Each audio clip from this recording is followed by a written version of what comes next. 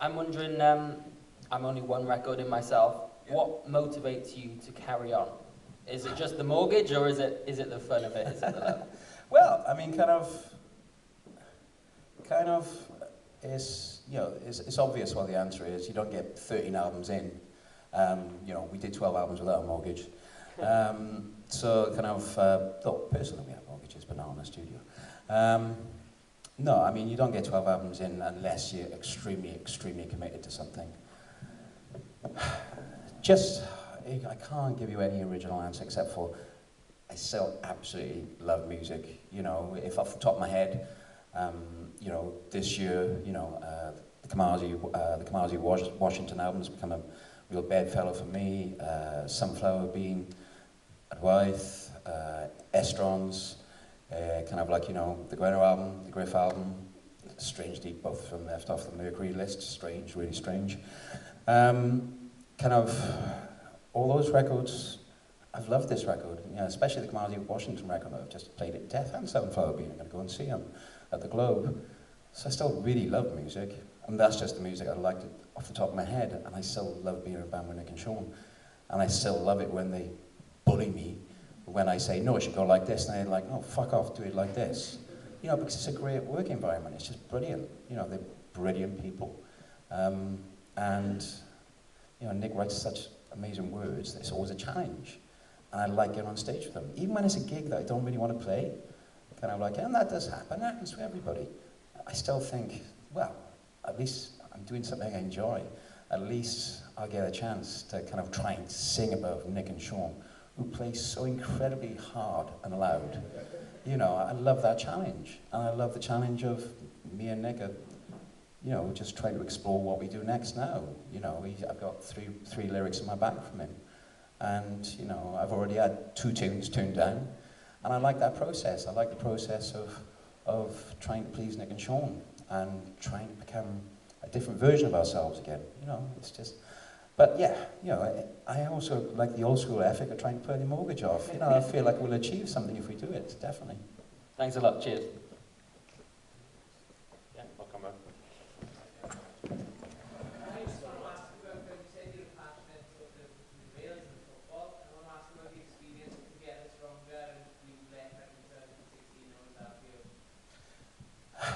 I actually love doing the song because yeah, I've been to so many of those matches that were quoted in the song. You know, Paul Bodie missing the penalty, etc., etc. And I'd been to some pretty bad matches where we played at the, you know, the Millennium Stadium when there was no one there. You know, Welsh football is a real an emotional roller coaster. You know, and in the band, you know, we're very much. Some people got to make that division between being a football fan and a rugby fan. We make no distinction at all. We love both. And I just love the fact that, you know, Nick's lyric just took in every part of his experience of being a Welsh football fan since he was probably about 6 years old. And just like the idea of just going outside of ourselves. It's good to be beholden to another subject. It's good not to have to write about yourself, whether it be Let Robson Sing, whether it be, you know, Together Stronger, you know, whether it be My Guernica, you know, whether it be Dylan and Caitlin. Those lyrics, contrary to what somebody might cynically think, it's not us trying to be didactic or teach. It's us actually just, you know, loving the subject and being in it. It gives you inspiration, and you know, to actually be a small, tiny, tiny part of that, you know, kind of qualification and going was just a brilliant experience. It just humbles you, takes you outside yourself, and makes you feel as if, like, you know, that you've got something to look up to, I suppose.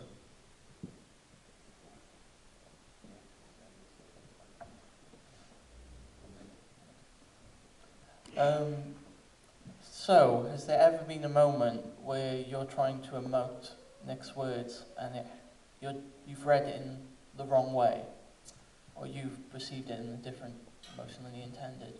No, that happened more with Richie, I think, definitely.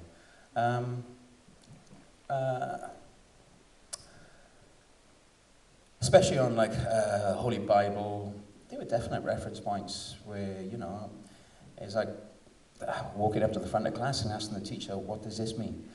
You know, and usually it was a reference point, a name, or a kind of a phrase, which was, and yeah, I was connecting with the lyrics a lot, but sometimes I was just like, nah, I've got to ask. You know, it's like being in class sometimes.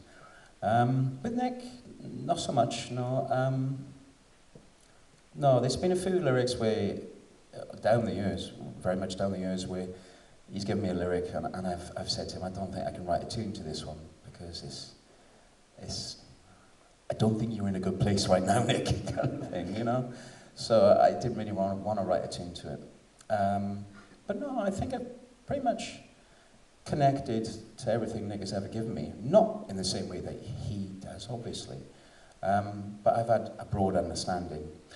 There's a few times where I've missed the reference, like a song on Repel Ghosts off Lifeblood. I didn't know that was a Basquiat painting. So, you know, sometimes I've completely missed the reference point, you know. But no, I think I do. I think, you know, Nick and Richie are such different lyricists that it was always going to be more of a probability that sometimes I would perhaps misread some of Richie's lyrics. We've got 5 minutes left, so a couple more questions, then we'll wrap it up. Hello. Obviously, you said earlier you've been a band for a long time, you've been in the industry a long time. We're a band who is, I think the polite term is under the radar. We found the creative bit relatively straightforward. You know, we have a good time, we love being in a band. The industry side of it is a little more tricky. If you had one piece of advice for a band in our sort of position, how to keep going, how to keep your head above water and keep enjoying it, is there anything you'd say? No, it's really hard because we've been in a band for such a long time. Like I said, I'm 50 next year with 13 albums in. We're extremely lucky to have found each other. We're extremely lucky to have formed the band when we did. Even though certain elements of the socio-economic landscape was fucked at that point, we were still extremely lucky because we had lots to write about, we had lots to rebel against. We had lots of it. Strangely, you know, we could take inspiration from the things that we were against. And it seemed so much easier to find your target back in those days. And also, there was a record industry that was, lots of bands have had bad experiences in the record industry. We've only had good experiences. You know, record companies would sign bands and they would let bands get £400,000 in debt and then they would drop them. You know, that's a pretty good banking system, you know, not to have to repay that.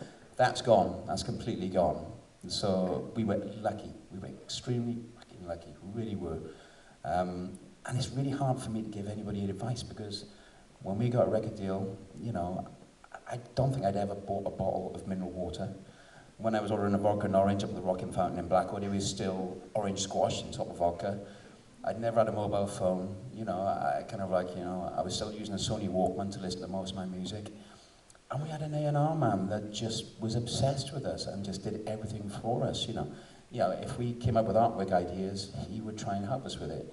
You know, if we had a really, you know, a rickety little demo, he would listen to it time and time again. If I gave him a list of producers, he would try and get in contact with them. If I said, please can we have a bit of money to just try and use this engineer, he would help us. It was very much more fostering better time in the record industry. Now, it's incredibly, incredibly hard. It really is. So I can't sit here and give you any wisdom. I really can't, because it would be like, you know, a politician who was 90 trying to understand, you know, Brexit. You know, he probably wouldn't have a fucking clue, kind of thing. But the one thing I do see sometimes is that the one thing myself, Nick, Richie, and Sean kind of adhered to was that we were very, very, very committed to just our band. You know, if I'd have said to Nick and Richie or Sean in 1989 or 88 or 90, if I'd have said, I got this little side project I'm going to do, are you okay with that, boys? They would have said, no, get out of the band, you leave it. I would have been kicked out of the band. You know, we weren't allowed to have little side projects or play with other people. We were actually obsessed with just being with each other. And perhaps you know, that helped us. That helped us be completely and utterly obsessed with each other, which doesn't sound that healthy, but it was healthy for the band. But I know the modern way is for people in bands to have lots of other projects going on, and I don't quite get that, but that's probably because I'm 50 next year, you know. So, hey. But yeah, just please, you know, just try and live in the band as much as you can, not to the detriment of the other people in your life, but you've really got to try and obsess about it. And what was it? It's the old Cuffin Williams quote, you know, half the talent is your obsession. Last question then from the back. Hi, I'm Steve. I was in a band called March Hares, a Valleys band, 89 to 92, so we kind of treaded the boards near you. It's just interesting to hear your answer to the last question. I mean, we spectacularly imploded because of debt, and you know, you carry that over the years and look back, and there was no horizons back then to help bands like us. And also, it was a big thrill to hear you talk about Farewell to Kings by Rush. I've got a prog rock band on the go at the moment. I was very influenced by that record. Black Branches. We live just around the corner from your new studio, so. All right, gotcha. Another Manic went, yeah. Maybe we'll call the album Lane of Doom, which is what us locals call that little lane outside your studio. Yeah, it is. Yeah, I've mastered the kind of curve of Doom in school, but yeah, it's go on. No, it's just. I mean, my question was preceded by the last question. I was going to ask you a similar question, actually.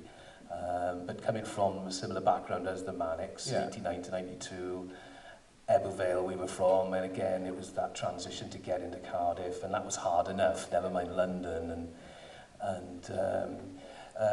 But, you know, thankfully there's a Horizons around today and other such help and foundations that we didn't have back then. No, I mean, kind of, if you are of the prog vernacular kind of thing, it's interesting to see something like Steve Wilson, obviously, you know, probably in there, nobody probably thought I'd be bringing Steve Wilson up here today, but, you know, he'd come from another band that would have been very successful, so that made it easier for him, but he was absolutely committed to what he did, and like being a successful prog artist is probably one of the hardest things that anybody can try and achieve, but he did do it, you know, so kind of like, yeah. I know Nick is a big Rush fan as well, isn't he? And yeah, we're all I saw Rush him walking fans. his dog yesterday in the village, actually, he walked past me, and we're all massive Rush fans, you know. Yes, we I are, know. kind of thing, but he's a super Rush fan. Have you ever been tempted to branch out into the 10-minute long song and use that influence? And I've tried it a couple of times, but Nick and Sean have always knocked it on the head. I mean, it's I think the longest guitar solo I ever did was Archives of Pain on Holy Bible, I think. I think it's around about a minute. That was my moment in the dark sun kind of thing. I think it's important to, you know, I've got a solo project as well, which is much more sort of singer-songwriter. A side project. Singer-songwritery, you know, and just trying to keep, you know, I think back then as well, you mentioned the Britpop thing, there's more crossover now, 30 years on from then, and, you know, you can't mix things up. Maybe back then it was more pigeonholed, you know, there was this genre, there was that genre. I prefer things when they were more pigeonholed, to be honest. I did. I like the fact that kind of we were stylistically just trying to do something, and we were committed to it, and we weren't trying to show that we were too versatile. Yeah.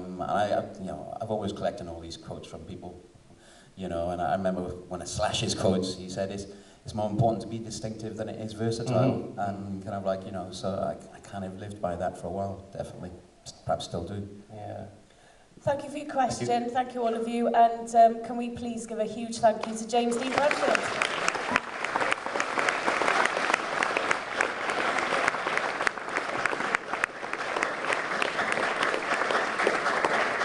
So we've had a practice run of the singing, and you all know what to do. And the next thing that we're going to do is take that into BBC reception to make a little bit of a splash.